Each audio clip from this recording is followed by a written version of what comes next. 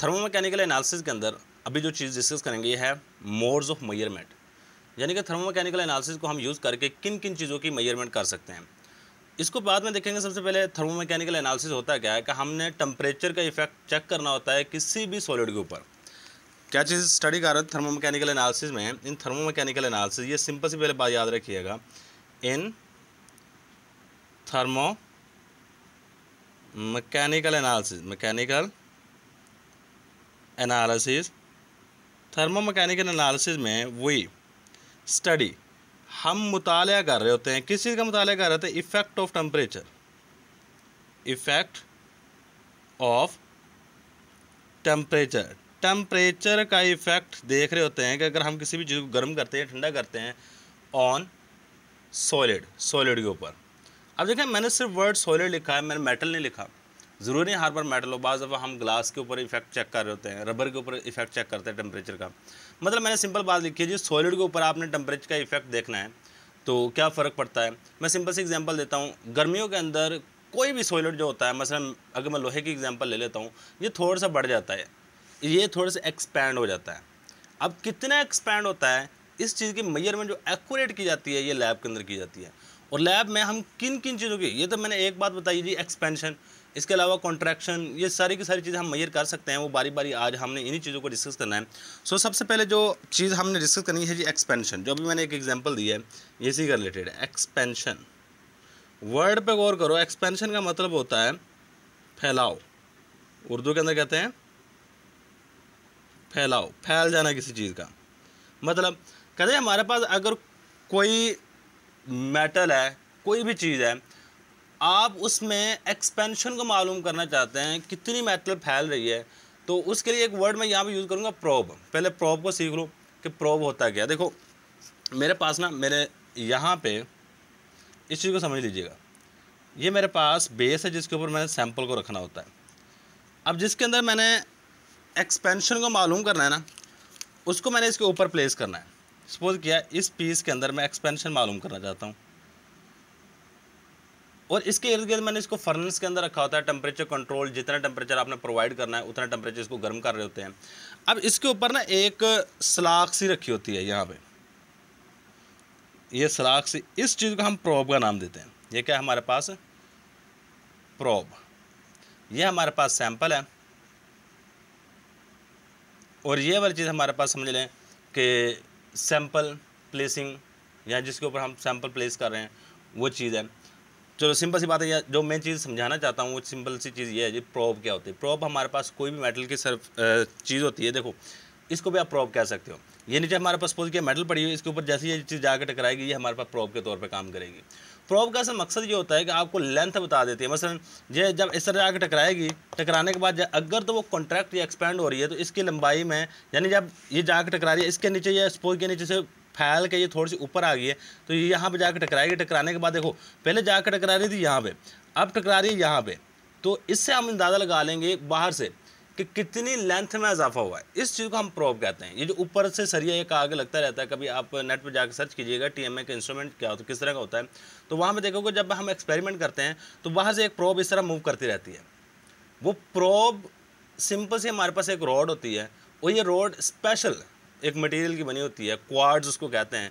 इस और टेम्परेचर का याद रखिएगा, क्वार्ट के ऊपर कोई इफेक्ट नहीं होता। अगर टेम्परेचर चेंज करने से आपका प्रोब का भी वॉल्यूम चेंज होता है या लेंथ चेंज होती है, तो फिर एक्सपेरिमेंट करने का कोई फ़ायदा ही नहीं है। सही, चलो जी, ये सिंपल बातें याद रखिएगा। तो स्टार्ट करते हैं। एक्सपेंशन क्या होती है कि किसी भी चीज़ का फैलाव। अब हम टेम्परेचर का इफेक्ट देखते हैं किसी भी चीज़ का फैलाव, और यहाँ पे जो प्रोब इस्तेमाल कर रहे हो तो इसका जो बेस होता है वो बिल्कुल फ्लैट होता है। फ्लैट का मतलब क्या होता है? ये देखो यहाँ से बिल्कुल एक हमवार, जिसको हम कह सकते हैं द इफेक्ट ऑफ टेम्परेचर। हम टेम्परेचर का इफेक्ट देख रहे होते हैं on metal surface, on metal surface, and we use, और यहाँ पे हमने जो इस्तेमाल करना वो यूज़ प्रोब। हमने प्रोब ऐसा इस्तेमाल करना होता है हैविंग, जो रखे फ्लैट सर्फेस, फ्लैट सरफेस, जिसकी सरफेस नीचे से फ्लैट हो। सही, आगे जाके और भी देखेंगे पेनिट्रेशन होता है इसमें, आपको बिल्कुल जिस तरह एक कील की नीचे सरफेस होती है नोकदार, उस तरह का होता है प्रॉब। सही है, इसकी यहाँ पे याद रखिएगा फ्लैट सरफेस होती है।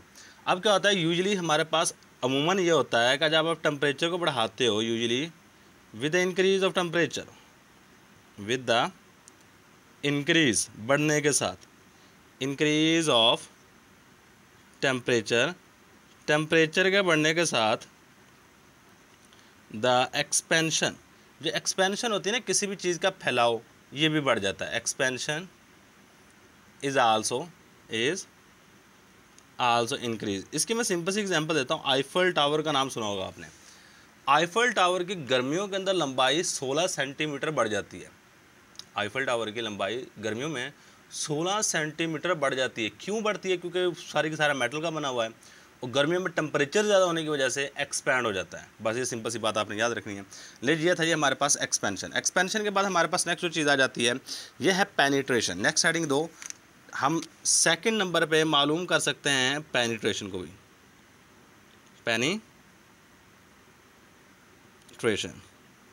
पेनिट्रेशन का मतलब होता है धुनसाना। क्या करना? याद रखिएगा, पेनिट्रेशन होता है धुनसाना। अब इसके लिए याद रखिएगा हमारे पास ना नीचे तो एक सरफेस होगी जिसके ऊपर आपने सैंपल प्लेस करना होता है। इसको सैंपल होल्डिंग डिवाइस भी कह सकते हैं। अब इसके ऊपर आपने सैंपल को रखना होता है। मैंने क्या किया, इस सैंपल की मैं पेनिट्रेशन मालूम करना चाहता हूँ। मतलब अगर इसके ऊपर मैं कोई चीज़ को धुनसाऊँ तो कितनी जल्दी इसके अंदर धुंस जाएगी। तो इसके ऊपर जब प्रोब में इस्तेमाल करो ना, बात सिर्फ प्रोब की याद रखिएगा। सिर्फ जो चीज़ चेंजिंग आएगी प्रोब के मुतालिक आएगी। इस तरह का प्रोब होता है। ये हमारे पास प्रोब है, ये हमारे पास सैंपल आ गया और नीचे वाली चीज़ हमारे पास सैंपल होल्डिंग डिवाइस कह लो, ये सैंपल होल्डर कह लो। सही है। अब यहाँ पे जो मेन डिफरेंस आ रहा है ना वो प्रोब का है। किस तरह का प्रोब है? एक नोकीला है, एक साइड से बिल्कुल बारीक है। अब क्या होगा, ये प्रोब जैसे ही आके सैंपल के ऊपर बचता है ना, देखो मैंने पेनिट्रेशन मालूम करनी है, यानी कि ये प्रोब कितना उसके अंदर धुंसेगा। और जब भी आप किसी भी मेटल को गर्म करते हो, गर्म करने को वो ऐसा ऐसा नरम होना शुरू हो जाएगी। अब जैसे किसी भी सॉलिड को गर्म करोगे वो ऐसा ऐसा नरम होगा, नरम होने के बाद उसके अंदर ये प्रोब ऐसा ज़्यादा धुंसना शुरू हो जाएगी। हम कितने टेम्परेचर पे कितनी प्रोब उसके अंदर जा रही है, कितनी प्रोब उसके अंदर धुंस रही है, उसकी पेनिट्रेशन क्या है, उस चीज़ को मालूम कर रहे होते हैं by using TMA, thermo mechanical analysis. चलो इसके बारे में हम थोड़ी सी बातें लिख लेते हैं। पेनिट्रेशन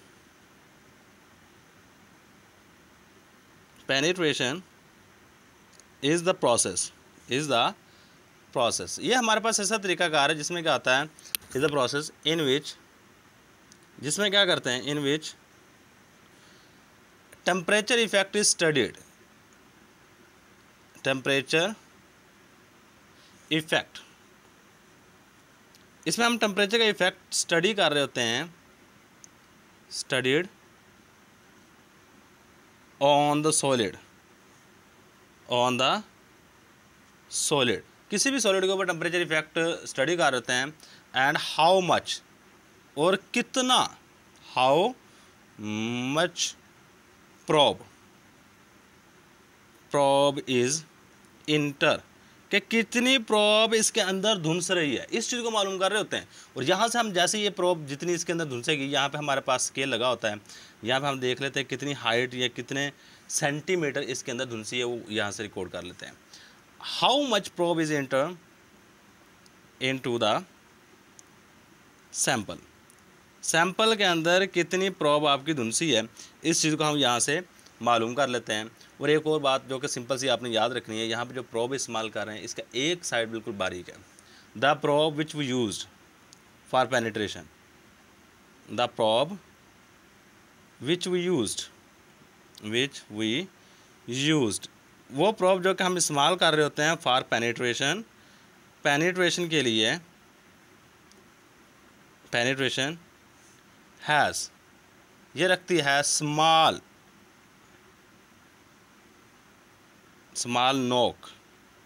नोक। आई थिंक बारीकी के लिए हम नोक ही इस्तेमाल कर सकते हैं, NOB। ये हमारे पास सेकंड तरीके का डिस्कस कर लिया है। अब इसके बाद नेक्स्ट जो चीज़ आ जाती है थर्ड में, जो चीज़ मालूम कर सकते वो है टेंशन। टेंशन आम नहीं जो हम इंसानों को होती है, हर वक्त ही होती रहती है, ये वो वाली टेंशन नहीं है। ये है मेटल के हवाले से, लंबाई के हवाले से। मसलन मैं कहता हूँ ये मेरे पास एक तार है, अब इसको मैं अगर गर्म करता हूँ, गर्म करने के बाद इसका टेम्परेचर बढ़ने के साथ इसकी लंबाई बढ़ जाती है। अब कितना टेम्परेचर बढ़ने के साथ कितनी लंबाई बढ़ी है, इस चीज़ को मालूम करने के लिए TMA का इस्तेमाल किया जाता है। तो असल में टेंशन हमारे पास किस चीज़ की स्टडी है, increment of it studied it, या इन टेंशन, इस तरह कर लें, in tension we study. Tension के अंदर हम क्या कर रहे होते हैं, स्टडी कर रहे होते हैं। याद रखिएगा टेंशन मैंने पहले बता दिया है कि क्या टेंशन है, वो वाली टेंशन नहीं है जो आप सोच रहे हैं, ये टेंशन लंबाई के हवाले से है। सही, that in tension we study about the effect of temperature, effect of temperature, हम टेम्परेचर के इफेक्ट को नोट कर रहे होते हैं ऑन, किसके ऊपर, ऑन वायर लेंथ, वायर या फिर फाइबर एक वर्ड होता है, दोनों का मतलब सेम, यानी बिल्कुल बारीक सी तार लेनी है, फाइबर लेंथ। अब यहाँ पे क्या करना होता है, आपका प्रोब किस तरह का होगा, वो चीज़ काफ़ी ज़्यादा इंपॉर्टेंट है। यहाँ पे ना आपका एक स्पेशल इंस्ट्रूमेंट होता है, अगर आप मालूम करना चाहते हैं टेंशन को, तो इंस्ट्रूमेंट हमारे पास कुछ इस तरह का है कि यहाँ पे बिल्कुल नीचे हमारा बेस होगा, सेम उसी तरह जिस तरह हमने पहले कहा। यहाँ पे एक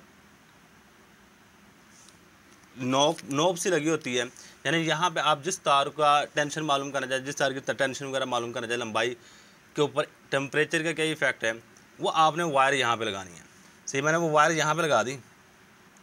इसके बाद मैंने ऊपर लगा दिया प्रोब, यानी वायर को यहाँ पे पिन अप कर दिया, और यहाँ पे मैंने लगा दिया प्रोब, और यहाँ पे इसका साइड में हमारे पास